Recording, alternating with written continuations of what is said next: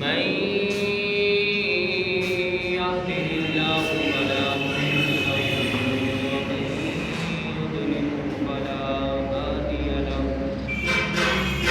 ونشهد أن سيدنا ومولانا محمدا عبده ورسوله. قال الله تبارك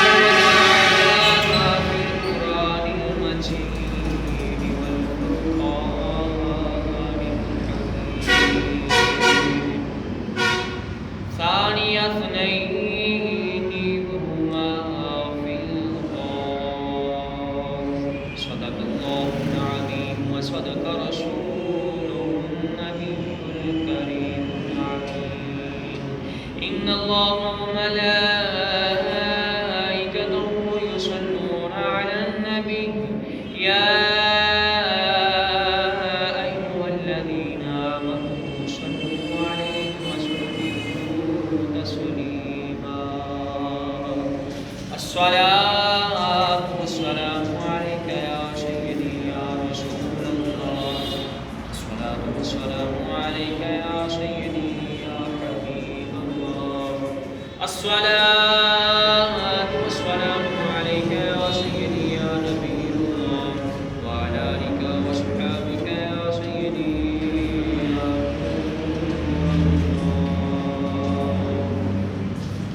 بلغ العلا بكماله كشف الدجى بجماله حسنت جميع خصاله صلوا عليه وآله. يا صاحب الجمال ويا سيد البشر من وجهك المنير لقد نور القمر لا يمكن الثناء كما كان حقه بعد سقطاء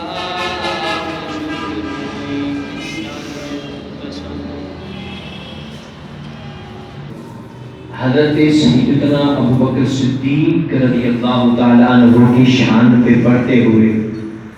آپ کی شان کو بیان کرتے ہوئے آج تیسرا جمعہ مبارک ہے. تو آج پہلے جمعے میں نے بیان کیا تھا کہ آپ رضی اللہ تعالیٰ عنہ کا تعارف کیا تھا، آپ کی شخصیت کیا تھی، آپ کا نام وغیرہ، آپ کی جو اولاد تھی اس کا تذکرہ. اور پھر دوسرے جمعے پہ میں نے بیان کیا کہ آپ رضی اللہ تعالیٰ عنہ کے اندر کون کون سے اوصاف پائے جاتے تھے. سارے اوصاف بیان کرنا، یہ بیان کرنا ہمارے لیے ممکن نہیں کہ ہم آپ کے سارے اوصاف کو بیان کر سکیں، لیکن جتنا ہو سکا اس میں سے کچھ ہم نے اوصاف پچھلے جمعہ المبارک میں سننے کی سعادت حاصل کی. تو اس جمعہ المبارک میں نے پچھلے جمعے بھی عرض کیا تھا اگلا جمعہ یعنی یہ والا جمعہ ہجرت صدیق اکبر رضی اللہ تعالیٰ عنہ پہ پڑھایا جائے گا. تو یہ جمعہ المبارک ہجرت رسول اللہ صلی اللہ علیہ وسلم اور حضرت سیدنا ابوبکر صدیق رضی اللہ تعالیٰ عنہ کی ہجرت پر، اور پھر آگے والا جمعہ المبارک حضرت سیدنا ابوبکر صدیق رضی اللہ تعالیٰ عنہ کی غزوات کے میں وہ حاضری اور آپ کی وفات اور جو ممکن ہو سکا غزوات اور آپ کی خلافت، یہ انشاءاللہ اگلے جمعہ پر جمعہ المبارک میں بیان کی جائے گی. تو آج ہجرت صدیق اکبر رضی اللہ تعالیٰ عنہ موضوع ہے. رب العالمین جل جلالہ نے قرآن مجید فرقان حمید میں ارشاد فرمایا ثانی اثنین اذ ہما فی الغار، ان دو میں سے دوسرا کہ جب وہ غار میں تھے. اس کا آیت مبارکہ کا مفہوم سمجھ لیں کہ اس آیت مبارکہ میں حضرت سیدنا ابوبکر صدیق رضی اللہ تعالیٰ عنہ کی شان کو بیان کیا گیا ہے، آپ کی عظمت، آپ کے مرتبے کو بیان کیا گیا ہے کہ جب آپ نبی اکرم صلی اللہ علیہ وسلم کے ساتھ مکہ مکرمہ سے ہجرت کر کے غار ثور میں پہنچے تو جب غار ثور میں آپ نے قیام کیا، کفار مکہ پیچھا کرتے ہوئے جب غار ثور کے منہ پر پہنچے تو سیدنا صدیق اکبر رضی اللہ تعالیٰ عنہ آپ ذرا پریشان ہوئے، غمگین ہوئے کہ پکڑے جانے کے خوف کی وجہ سے، کہ پکڑے نہ جائیں، ہم کو کفار پکڑ نہ لے، تو اس خوف کی وجہ سے ذرا غمگین ہوئے۔ لیکن اللہ رب العالمین نے فانزلنا السکینہ، اللہ رب العالمین نے ان پر سکینہ نازل فرما دیا، فانزل اللہ سکینہ، اللہ رب العالمین نے سکینہ نازل فرما دیا۔ یعنی سکینہ ایک فرشتوں کی جماعت ہے، فرشتوں کی جماعت کا نام ہے، تو یہ اللہ کی طرف سے رحمت لے کر، سکون لے کر اللہ کے بندوں کی طرف آتے ہیں۔ اللہ جس پر چاہتا ہے اس جماعت کو نازل فرما دیتا ہے، تو یہ جماعت اس آدمی پر چلے جاتی ہے۔ یہ اللہ کے مقرر فرشتے، سارے جو فرشتے ہیں، ملائکہ ہیں، سارے ہی مقرر ہیں، لیکن یہ اللہ رب العالمین نے یہ جماعت سکینہ والی جماعت، اس جماعت کو سیدنا ابو بکر صدیق رضی اللہ تعالیٰ عنہ پر سکون نازل کرنے کے لیے اس جماعت کو نازل کیا۔ ہم نے آج تک سنا ہے کہ حضرت سیدنا ابو بکر صدیق رضی اللہ تعالیٰ عنہ نے ہجرت کی، نبی اکرم صلی اللہ علیہ وسلم کے ساتھ ہجرت کی، اور ہجرت مکہ سے مدینہ کی طرف کی، لیکن آپ نے ہجرت دو ہجرتیں کی تھی، ایک ہجرت نہیں بلکہ دو ہجرتیں کی تھی۔ جب کفار مکہ نے مسلمانوں پر ظلم کی انتہا کر دی، مسلمانوں کو مارنا پیٹنا شروع کر دیا، ظلم کرنا شروع کر دیا، تو سیدنا نبی اکرم صلی اللہ علیہ وسلم نے صحابہ کرام علیہ رضوان اور صحابیات علیہ رضوان کو حبشہ کی طرف ہجرت کرنے کا حکم دے دیا کہ وہاں چلے جائیں اور جا کر وہاں پرسکون زندگی بسر کر سکے، کیونکہ جو حبشہ تھا یہ ملک ذرا اس کے ساتھ قریش کے تعلقات اچھے تھے، اچھے تعلقات ہونے کی بنا پر وہ جو بھی آتا تھا اس کی عزت کرتے تھے۔ تو نبی اکرم صلی اللہ علیہ وسلم نے جب حکم دیا کہ ہجرت کر کے حبشہ کی طرف چلے جاؤ، تو پہلے جو ہجرت کی تھی وہ کم و بیش 13 صحابہ کرام علیہ رضوان نے ہجرت کی تھی، اور پھر یہ ہجرت 5 بیسوں میں نبوی میں ہوئی، یعنی جب آپ نے اعلان نبوت فرمایا نا تو اس کے 5 سال بعد یہ ہجرت ہوئی، اور پھر دوسری ہجرت ہوئی، اس میں 83 کم و بیش 83 صحابہ کرام اور 13 صحابیہ جو قریشی تھی، اور 7 کم و بیش غیر قریشی جو تھی، انہوں نے مکہ مکرمہ سے حبشہ کی طرف ہجرت کی۔ سیدنا ابو بکر صدیق رضی اللہ تعالیٰ عنہ آپ بھی مسلمان تھے اس وقت، آپ تو مبلغ الاسلام اول المسلمین ہیں، سب سے پہلے ایمان لے کر آنے والے ہیں، تو آپ کو کفار مشرکین نے ظلم کرنا شروع کر دیا آپ پہ بھی، تو آپ نے بھی مکہ مکرمہ سے نکلے ہجرت کے ارادے سے، حضرت عائشہ صدیقہ طیبہ طاہرہ رضی اللہ، حضرت سیدنا ابو بکر صدیق رضی اللہ تعالی عنہ، آپ ہجرت کے ارادے سے مکہ سے نکل گئے یمن اور مکہ کے درمیان، یمن اور مکہ کے درمیان ایک مقام ہے، اس مقام کا نام برق الغیماد ہے۔ یمن اور مکہ مکرمہ کے درمیان برق الغیماد ایک علاقے کا نام ہے، وہاں پر نبی اکرم صلی اللہ علیہ وسلم کے پیارے صحابی ابو بکر صدیق رضی اللہ تعالیٰ عنہ مکہ سے نکل کے ہجرت کر رہے تھے، جا رہے ہیں، جا کر جب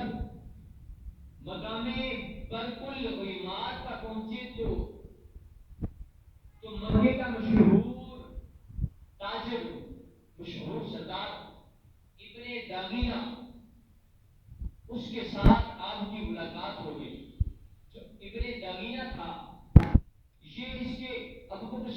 اللہ تعالیٰ عنہ کے ساتھ تجارت وغیرہ کے معاملات کافی چلتے تھے. تو جب انہوں نے دیکھا, پوچھا ابو بکر کہاں جا رہے ہو؟ تو عرض کی, فرمایا کہ میں مکہ سے ہجرت کر کے مجھے مکہ والوں نے نکال دیا ہے, وہ ظلم و ستم مجھ پر کرتے ہیں. میں اس ظلم و ستم کو چھوڑنے کے لیے, جو مجھ پر ظلم و ستم ہوتا ہے اس سے سکون حاصل کرنے کے لیے اور رب العالمین کی دل کھول کر عبادت کرنے کے لیے, پرسکون زندگی کے ساتھ دل کھول کر رب کائنات کی عبادت کرنے کا میرا ارادہ ہے, اور میں اس ارادے سے مکہ سے نکل کر حبشہ کی طرف جا رہا ہوں. تو اس نے ابن دغینہ نے کہا کہ نہ ابو بکر تم نہ جاؤ, کفار نے آپ کو نکال دیا ہے گھر سے, لیکن تم نہ جاؤ, کیونکہ آپ جیسا عظیم انسان, غریبوں کی مدد کرنے والا, بے کسوں کا سہارا اور مسکینوں کی مدد کرنے والا, غریبوں کی مدد کرنے والا, لوگوں کو پناہ دینے والا, اس کو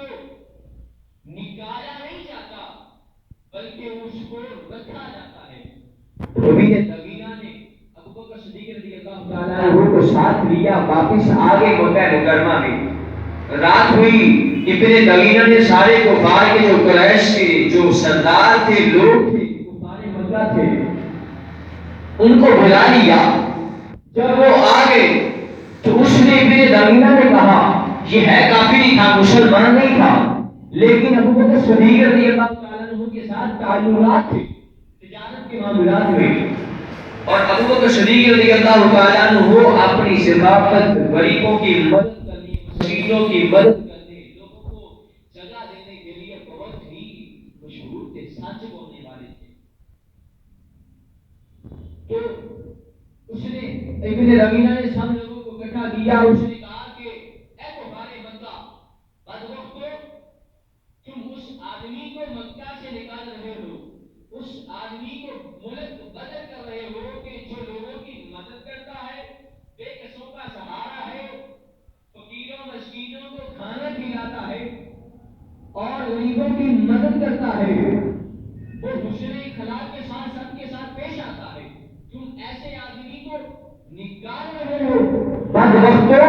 ایسے آدمی کو نکالا نہیں جاتا بلکہ ایسے آدمی کو رکھا جاتا ہے. تو اس کفار مکہ اس کے سامنے کچھ بول نہ سکے, نہ بولا, صرف انہوں نے یہ کہا کہ ٹھیک ہے, تم کہتے ہو تو ٹھیک ہے, ہم تیری بات مان لیتے ہیں, لیکن ہماری بھی ایک شرط ہے. اس نے کہا کیا شرط ہے؟ کفار نے کہا کہ ہماری یہ شرط ہے کہ وہ ابو بکر صدیق جو ہے وہ کھلم کھلا عبادت نہ کرے. اپنے گھر کے اندر عبادت کرنی ہے تو اپنے گھر کے اندر عبادت کرے, گھر سے باہر نکل کر عبادت نہ کرے, کیونکہ جب وہ باہر نکل کر عبادت کرتا ہے تو ہمارے بیوی بچوں کو گمراہ ہونے کا اندیشہ ہے ہمیں, کہ ہمارے بیوی بچے ہمارے باپ دادا کے دین سے پھر جائیں گے. اس وجہ سے اس کو یہ کہہ دینا کہ وہ اپنے گھر کے اندر رہ کر عبادت کرے, اور ساتھ یہ کہ وہ عبادت کرے لیکن آہستہ آہستہ عبادت کرے, اونچی آواز میں عبادت نہ کرے. جب ابن دغینہ گیا, مختصر کرتا ہوں, جب گیا جا کر ابو بکر صدیق رضی اللہ تعالیٰ عنہ آپ کے پاس جا کر اس نے یہ معاہدہ بیان کیا. ابو بکر صدیق رضی اللہ تعالیٰ عنہ آپ نے گھر کے اندر عبادت کرنا شروع کر دی. آپ نے اپنے گھر کے اندر مسجد بنا لی, اس لیے آپ کو بانی مسجد اول کہا جاتا ہے, کیونکہ آپ نے سب سے پہلے اسلام میں مسجد بنائی. اپنے گھر کے اندر مسجد بنائی اور گھر کے اندر عبادت کرنا شروع کر دی. نماز پڑھتے, تلاوت قرآن کرتے. آپ جب تلاوت قرآن کیا کرتے تھے, تلاوت قرآن کرتے تھے, دقت آنی ہو جاتی تھی. جو کفار کے بیوی بچے تھے وہ آ کر آپ کی عبادت کو دیکھا کرتے تھے, لطف حاصل کیا کرتے تھے, سکون حاصل کیا کرتے تھے. تو جب آپ رضی اللہ تعالیٰ عنہ نے اونچی آواز میں عبادت کرنا شروع کر دی، تلاوت قرآن اونچی آواز میں کرنا شروع کر دیا، تو کفار مکہ نے ابن دغینہ کو بلایا اور اسے کو کہا کہ تمہارے ساتھ ہمارا معاہدہ ہوا تھا کہ ابو بکر صدیق اپنے گھر کے اندر رہ کر آہستہ آواز میں عبادت کرے گا، وہ نہ اونچی آواز میں عبادت کرے گا نہ گھر سے باہر عبادت کرے گا، لیکن اب ہم تم کو آخری وعدے دیتے ہیں کہ اگر ابو بکر اب باز نہ آیا تو ہمارا تیرا معاہدہ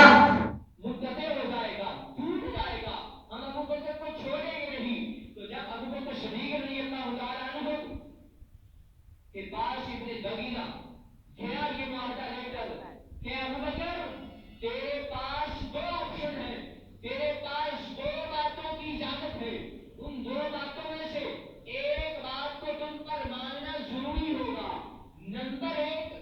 یا تو جو تمہارے ساتھ معاہدہ کیا گیا ہے کہ تم گھر کے اندر عبادت کرو گے، آہستہ آواز میں عبادت کرو گے، اگر تم اس عہد کو پورا کرتے ہو تو ٹھیک ہے، اور دوسرا آپشن یہ ہے کہ اگر تم نے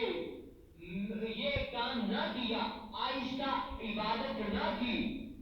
تو پھر تم میرے معاہدے سے نکل چکے ہو، میرے ایمان سے نکل چکے ہو، میری باتوں سے نکل چکے ہو۔ ابو بکر صدیق رضی اللہ تعالیٰ عنہ آپ نے فرمایا میں اس معاہدے کو ٹھکراتا ہوں، اس معاہدے پر میں کوئی عمل نہیں کرتا،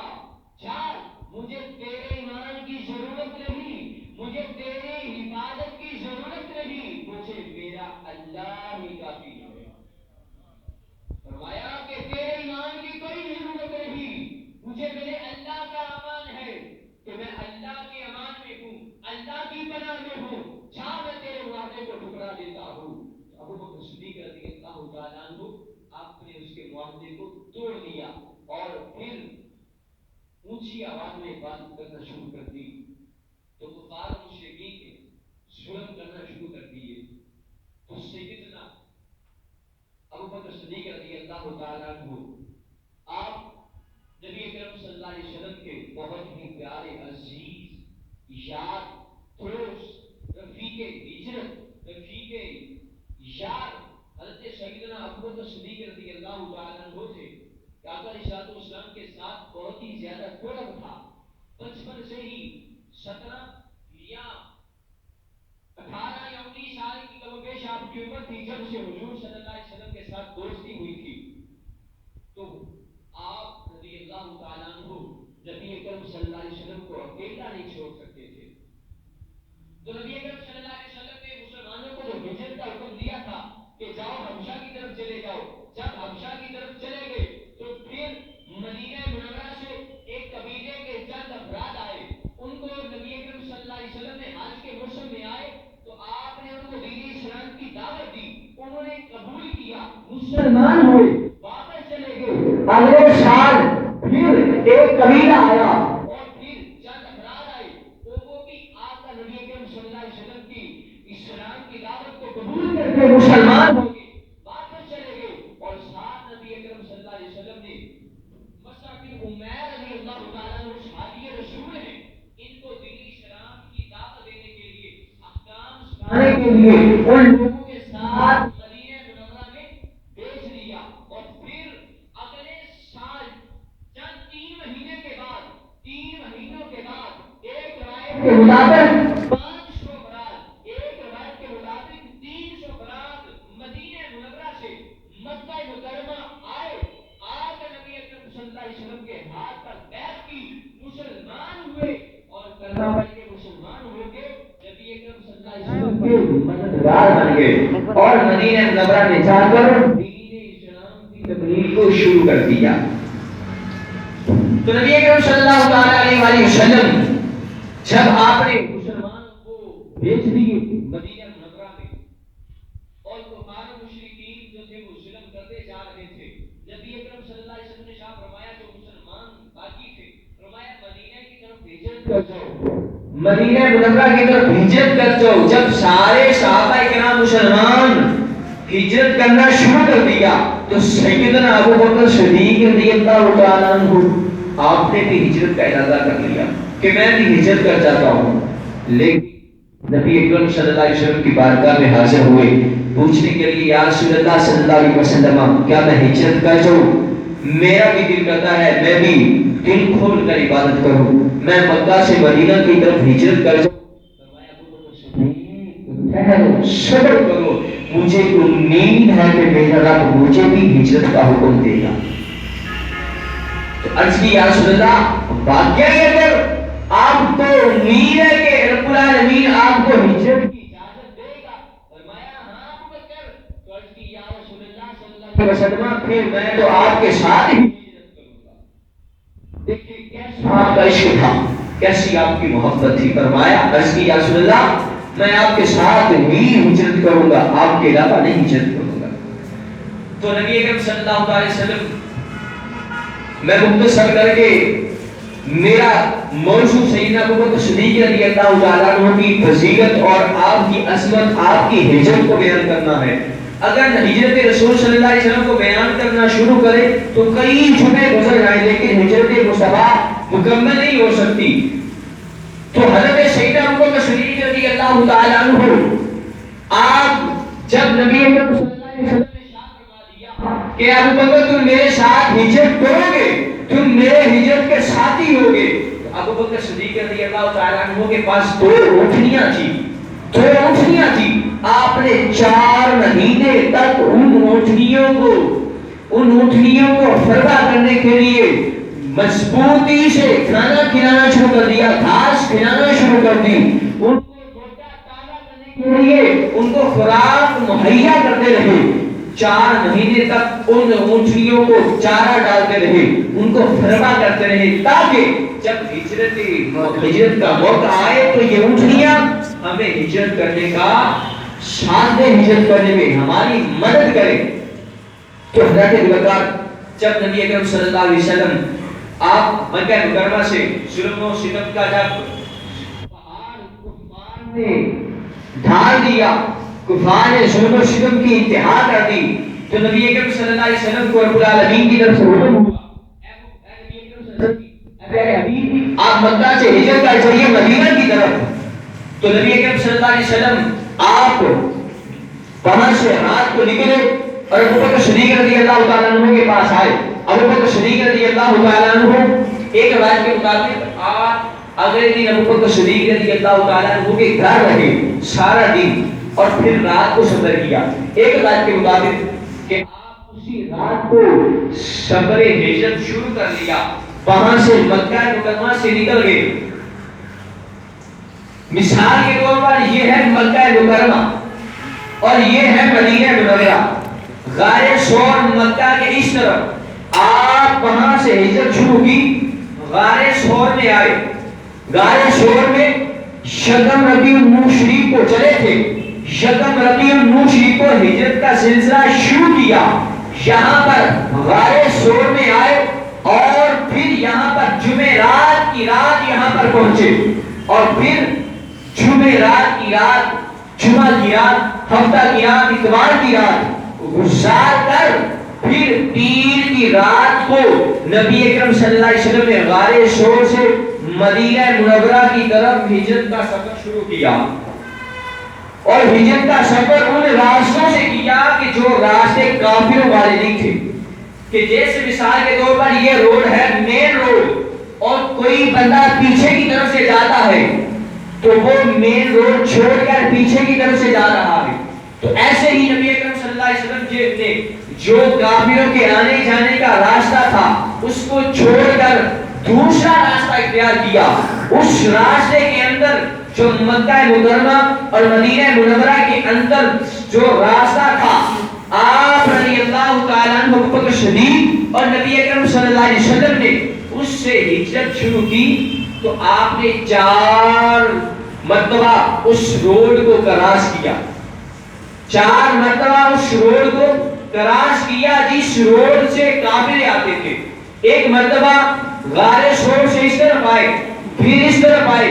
پھر اس طرف آئے، پھر اس طرف سے ہو کر مدینہ منورہ میں شامل ہوئے۔ صرف راستے کو کراس کیا 4 مرتبہ۔ تو حضرت سیدنا ابو بکر صدیق رضی اللہ تعالیٰ عنہ جب آپ نے ہجرت کا موقع آیا، نبی اکرم صلی اللہ علیہ وسلم کی بارگاہ میں دو اونٹنیاں جو آپ نے چارہ ڈال کر ان کو مضبوط کیا تھا، پیش کی، یا رسول اللہ صلی اللہ علیہ وسلم یہ دو اونٹنیاں ہیں، میں نے ہجرت کے لیے ان کو فرما دیا، ان کو چارہ ڈالا، یا رسول اللہ صلی اللہ علیہ وسلم یہ جو سب سے عمدہ اور بہترین اونٹنی ہے اس کو آپ رکھ لیجیے۔ نبی اکرم صلی اللہ علیہ وسلم نے ارشاد فرمایا، ابو بکر میں کسی کی سواری پر سوار نہیں ہوگا، کسی کی سواری پر سفر نہیں کروں گا، اے ابو بکر صدیق میں نے سفر نہیں کرنا کسی کی سواری پر، کسی کی اونٹنی پر سفر نہیں کرنا۔ یا رسول اللہ صلی اللہ علیہ وسلم یہ آپ کا مال ہے، یہ آپ ابو بکر بھی آپ کا ہے، ابو بکر کی جان بھی آپ کی، مال بھی آپ کا، یا رسول اللہ اس کو قبول فرما لیجیے۔ فرمایا نہ، تو آپ نے 800 درہم یا دینار میں اس اونٹنی کو ابو بکر صدیق رضی اللہ تعالیٰ عنہ سے خریدا، خرید کر پھر ہجرت شروع کی۔ اس میں علماء دین مفسرین کرام فرماتے ہیں کہ اس میں وجہ یہ تھی کہ ابو بکر صدیق رضی اللہ تعالیٰ عنہ سے جو اونٹنی خریدی اس کی وجہ یہ تھی کہ نبی اکرم صلی اللہ علیہ وسلم یہ چاہتے تھے کہ جو میں سفر ہجرت کروں اس سفر ہجرت میں جو میرا ثواب ہے اس میں کوئی شامل نہ ہو، تو اس وجہ سے آپ نے اونٹنی کو خریدا اور بعد میں وہ قرض لے کر ابو بکر صدیق رضی اللہ تعالیٰ عنہ سے اونٹنی کو خریدا تھا، وہ قرض دیا یا نہیں دیا اس کی کوئی روایت نہیں ملتی۔ نبی اکرم صلی اللہ علیہ وسلم ابو بکر صدیق رضی اللہ تعالیٰ عنہ کے مال میں اپنے جیسا تصرف کرتے تھے، ایسے خرچ کرتے تھے جیسے اپنا ہی مال ہے، اس طرح ابو بکر صدیق رضی اللہ تعالیٰ عنہ کے مال کو سمجھتے تھے۔ تو حضرت اس وقت ابو بکر صدیق رضی اللہ تعالیٰ عنہ ابو نبی اکرم صلی اللہ علیہ وسلم کے ساتھ مکہ مکرمہ سے نکل کر غار ثور کی طرف جا رہے ہیں۔ آج کل تو سفر آسان ہو چکا ہے، بہت ہی آسان ہے، لیکن اس وقت سفر بہت دشوار تھا، پیدل چلنا، سواریوں پر چلنا، اونٹنیوں پر گھوڑوں پر سفر کرنا بہت دشوار ہوا کرتا تھا۔ تو نبی اکرم صلی اللہ علیہ وسلم اس وقت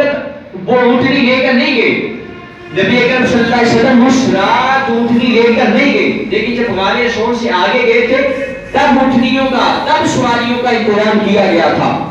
تو آپ صلی اللہ علیہ وسلم، نبی اکرم صلی اللہ علیہ وسلم، ابو بکر صدیق رضی اللہ تعالیٰ عنہ دونوں مکہ مکرمہ سے نکلے، رات سفر کرتے رہے،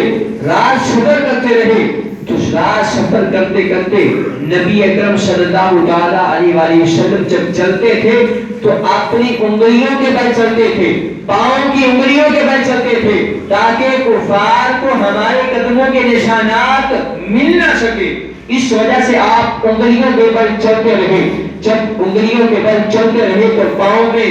آپ صلی اللہ علیہ وسلم کے پاؤں میں تکلیف برکت لینے کے لیے حاضر ہوئی۔ تو ابو بکر صدیق رضی اللہ تعالیٰ عنہ جب آپ نے دیکھا کہ نبی اکرم صلی اللہ علیہ وسلم کو انگلیوں کے بل چلنے کی وجہ سے تکلیف ہو رہی ہے،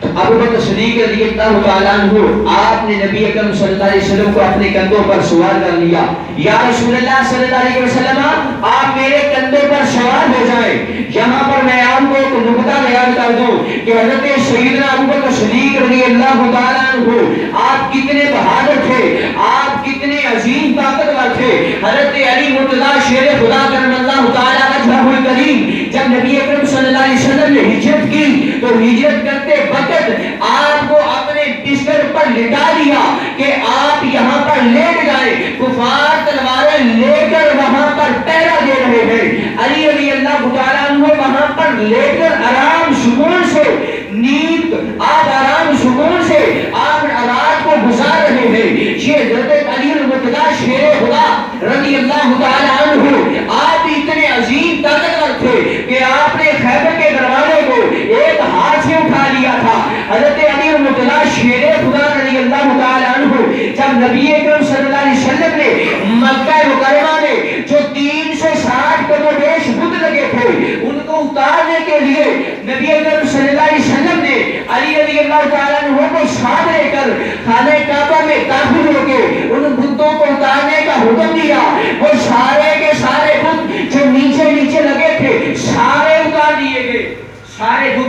نیچے نیچے لگے تھے سارے اتار دیے گئے. جب جو اونچے بت تھے ان کی باری آئی, علی رضی اللہ تعالیٰ عنہ نے کہا یا رسول اللہ صلی اللہ علیہ وسلم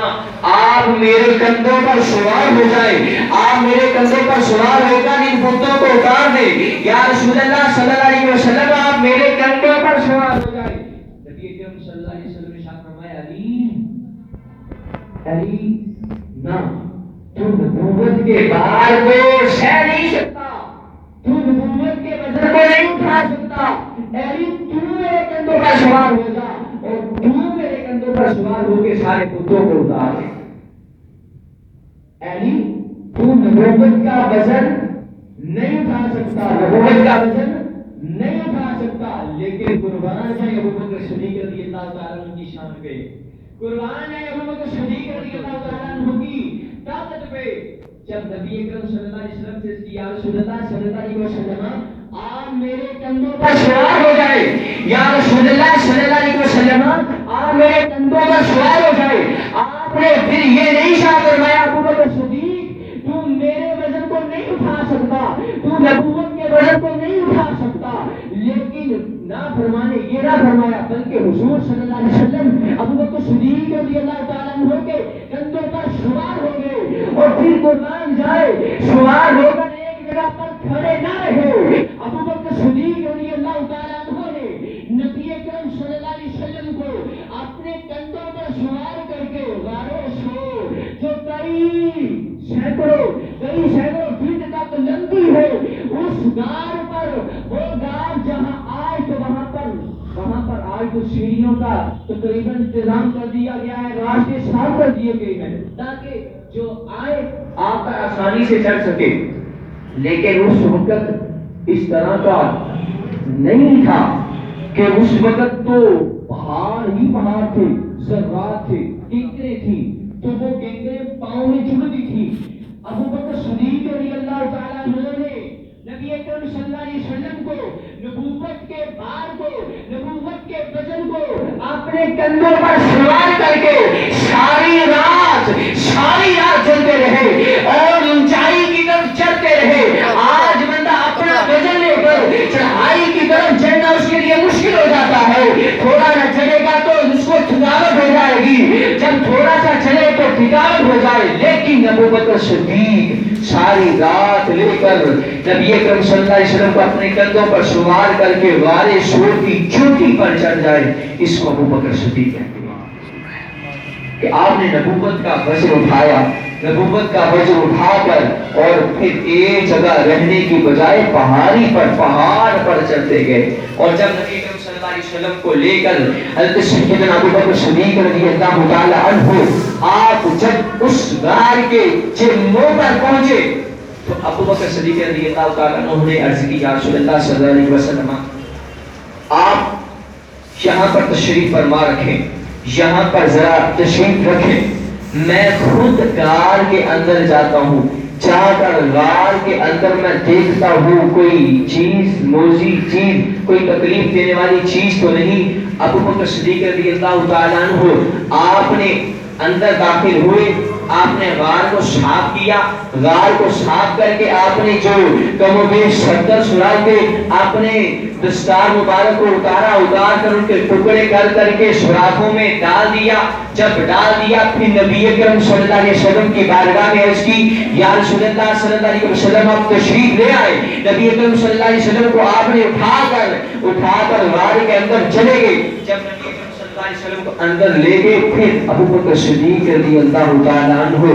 آپ نے 2 سوراخ بچ گئے تھے, ان پر اپنی ایڑیاں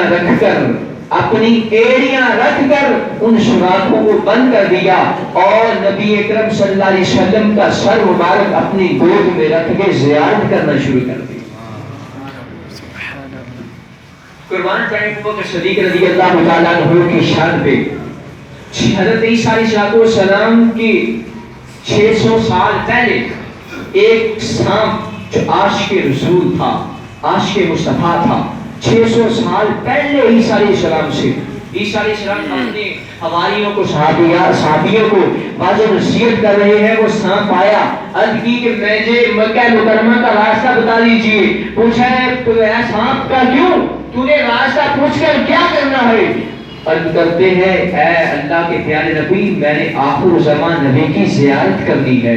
اور عیسیٰ علیہ السلام نے فرمایا کہ اے سانپ میرے اور ان کے درمیان 600 سال کا بھی فاصلہ ہے۔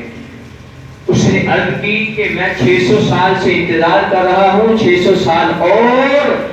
اپنے نبی اکرم صلی اللہ علیہ وسلم کی زیارت کے لیے انتظار کر لوں گا۔ وہ سانپ چلتا آیا، آ کر غار ثور میں اس نے سراغ، یہ جو غار ثور میں سراغ ہوئے تھے اس سانپ نے کیے تھے،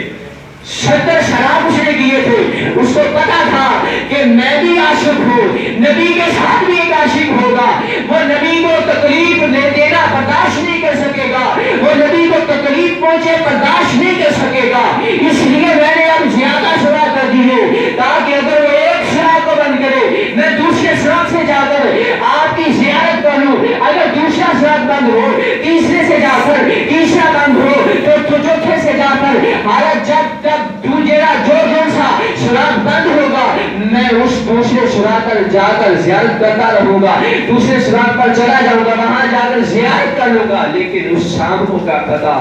آگے عاشق اکبر موجود ہے، امام عشق معطل موجود ہے، عاشقوں کے سردار موجود ہے۔ جب وہ سانپ ابو بکر صدیق رضی اللہ تعالیٰ عنہ نے ایڑیاں رکھ دی تو پھر حضرت ابو بکر صدیق رضی اللہ تعالیٰ عنہ آپ نبی اکرم صلی اللہ علیہ وسلم کی بارگاہ میں عرض کی تھی یا رسول اللہ صلی اللہ علیہ وسلم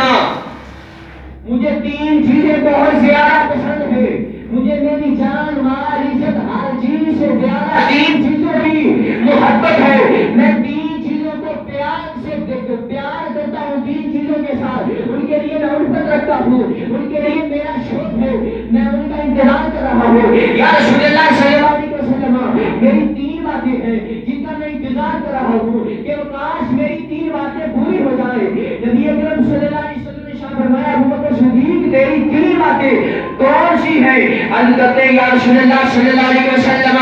النظر الیکا وانفاق مالی علیکا والجلوس بین یدیکا، یا رسول اللہ صلی اللہ علیہ وسلم میری ایک خواہش ہے النظر الیکا، یا رسول اللہ میں آپ کی زیارت کرتا رہوں، آپ کی زیارت کرتا رہوں۔ دوسری خواہش ہے وانفاق علیہ وانفاق مالی علیکا، یا رسول اللہ میں اپنے سارے مال کو آپ پر خرچ کر دوں۔ تیسری خواہش میری یہ ہے جلوس بین یدیکا، یا رسول اللہ میں آپ کے سامنے بیٹھ کر آپ کی زیارت کرتا رہوں۔ سبحان اللہ، یا رسول اللہ میں آپ کے سامنے بیٹھ کر آپ کی بارگاہ میں حاضر ہو کر آپ کی بارگاہ میں حاضر ہو کر زیارت کرتا رہوں، اپنے دل کو سکون دیتا رہوں۔ فرمایا ابو بکر صدیق تیری یہ 3 باتیں پوری ہو جائیں گی۔ جب ہجرت کا موقع تھا، ہجرت کر کے غار ثور میں پہنچے، ہجرت کرنے کے وقت آپ کے پاس 600 کم و بیش 600 درہم یا دینار تھے، آپ نے وہ سارے کے سارے لے کر نبی اکرم صلی اللہ علیہ وسلم پر خرچ کرنے کے لیے ساتھ لے لیے۔ جب غار میں پہنچے نبی اکرم صلی اللہ علیہ وسلم کا اپنے رانوں مبارک پر آپ کا سر مبارک رکھا اور زیارت کرتے رہے آپ کے پاس بیٹھ کر۔ یہ ہے ابو بکر صدیق رضی اللہ تعالیٰ عنہ، آپ کی 3 باتیں پوری ہو گئی۔ قربان جائے ابو بکر صدیق رضی اللہ تعالیٰ عنہ کی شان پر، کون صدیق اکبر، کون آپ کی شان کو سمجھ سکے؟ ہماری عقلیں تو ختم ہو سکتی ہیں، ہماری زبانیں خاموش ہو سکتی ہیں، ابو بکر صدیق کی عظمت کو بیان کرنا، ساری عظمتوں کو بیان کرنا ہمارے لیے ممکن نہیں۔ کہ ابو بکر صدیق رضی اللہ تعالیٰ عنہ کا خاصہ تھا کہ آپ نے رسول اکرم صلی اللہ علیہ وسلم پر اپنا مال جان عزت آپ کو ہر چیز آپ صلی اللہ علیہ وسلم پر قربان کر دی۔ نبی اکرم صلی اللہ تعالیٰ علیہ وسلم کے پیارے صحابی حضرت سیدنا ابو بکر صدیق رضی اللہ تعالیٰ عنہ آپ جب غار میں موجود تھے، ابو بکر صدیق رضی اللہ تعالیٰ عنہ نے ایڑی رکھی ہوئی تھی، سانپ نے ڈنس لیا، آپ نے ڈنس کو برداشت کر لیا، سانپ کا ڈنسنا برداشت کر لیا، زہر انسان کا برداشت کر لیا، لیکن حضور صلی اللہ علیہ وسلم کو تکلیف دینا برداشت نہ کیا۔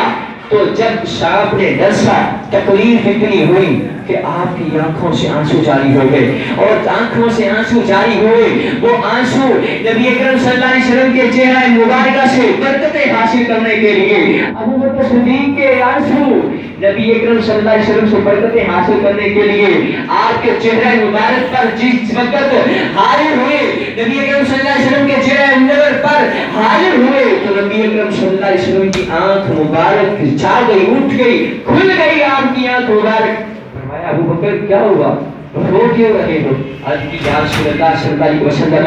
مجھے شام نے ڈس دیا ہے، میں شام کا ڈس تو برداشت کر رہا ہوں لیکن آپ کو تکلیف دینا برداشت نہیں کر رہا۔ یا رسول اللہ تکلیف بہت ہے۔ آپ صلی اللہ علیہ وسلم نے شاہ فرمایا ذرا نکالو ایڑی جب کھائے، نبی اکرم صلی اللہ علیہ وسلم نے اپنا لوٹے دہن نکالا، نکال کر اس ایڑی کی جگہ جہاں پر سانپ نے ڈسا تھا وہاں پر لگا دیا۔ تو جیسے ہی لگایا درد ساری ختم ہو گئی، اور نبی اکرم صلی اللہ علیہ وسلم آپ کے اس لواب دہن کی برکت کی وجہ سے،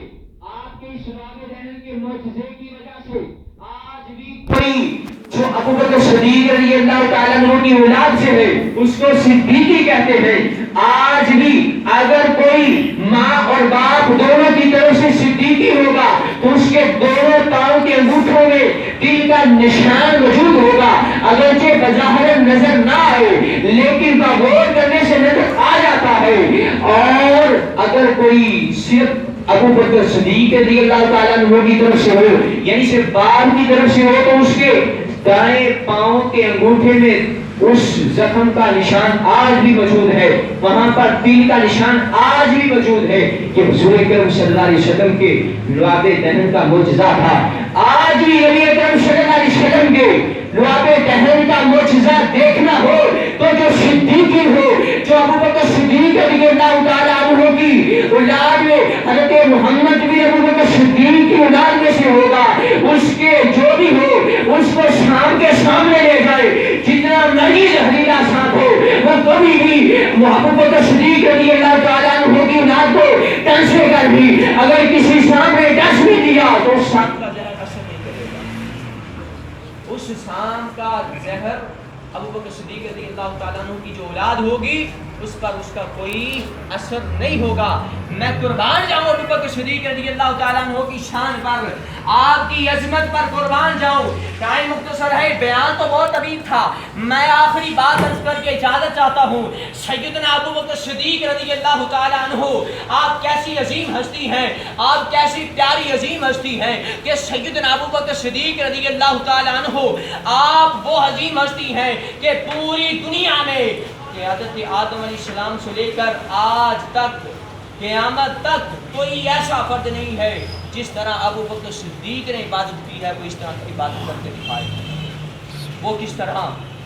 قربان جائیں ابو بکر صدیق رضی اللہ تعالیٰ عنہ کی شان پر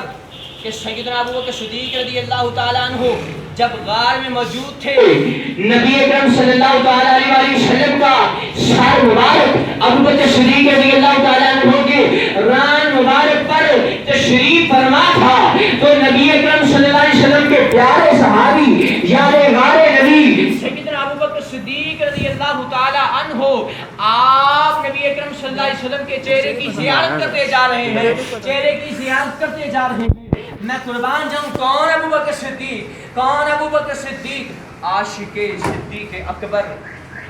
حضرت سیدنا ابو بکر صدیق رضی اللہ تعالیٰ عنہ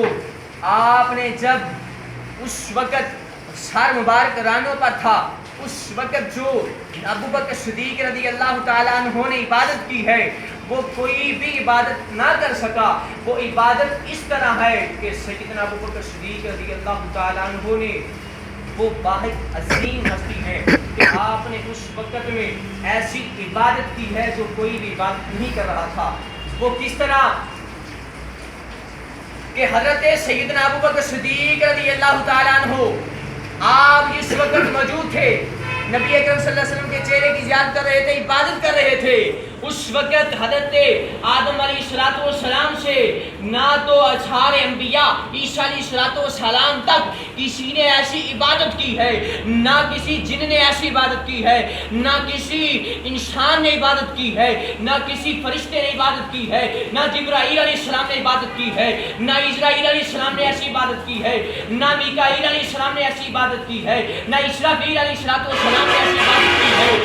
نہ حضرت آدم علیہ السلام سے لے کر عیسیٰ موسیٰ علیہ السلام تک کسی نے ایسی عبادت کی ہے، نہ کسی اور صحابی نے ایسی عبادت کی ہے، نہ کسی تابعی نے ایسی عبادت کی ہے، نہ کسی ایسے ولی نے عبادت کی ہے، نہ کسی ولی نے ایسی عبادت کی ہے۔ قیامت تک کوئی ایسا مائی کا لال نہیں آئے گا جو ایسی عبادت کر کے دکھا دے۔ کون؟ ابو بکر صدیق رضی اللہ تعالیٰ عنہ، عاشق صدیق اکبر حضرت سیدنا ابو بکر صدیق رضی اللہ تعالیٰ عنہ، عاشق ساقی کوثر، عاشق شاہ بہروبر، عاشق شہنشاہ بہروبر، عاشق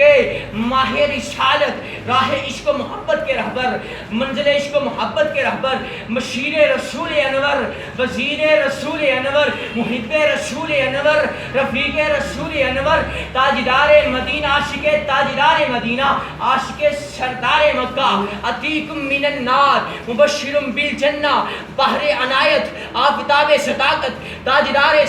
صداقت، پروان شمع رسالت، یار ماہ رسالت، یار ماہ نبوت، رازدار نبوت، امام عشق و محبت، راہ عشق و محبت، رہبر عشق و محبت، پیکر عشق و محبت، اشجاع الناس، ثانی اثنین، محبوب رحمت للعالمین، خطیب اول، بانی مسجد اول، خطیب اول، فناوی رسول، فناوی رسول، خلیفہ اول بلا فصل، حبیب ختم رسول، حضرت سیدنا